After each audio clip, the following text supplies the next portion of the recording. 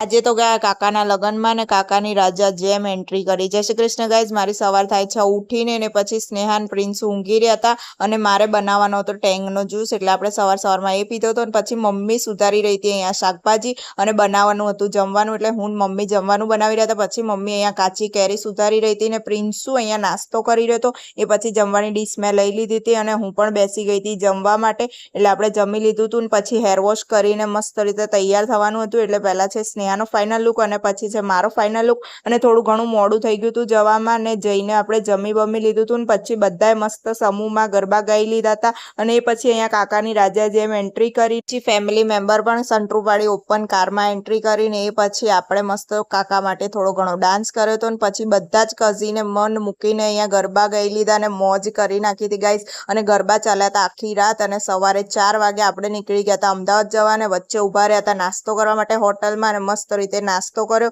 ને એમાં મંગાવ્યા હતા પપ્પાએ પૌવા અને એ બધું। એ પછી આપણે નાસ્તો કરીને આવી ગયા હતા ઘરે અને વાગી રહ્યા હતા સવારના 5। Okay bye, like share and subscribe.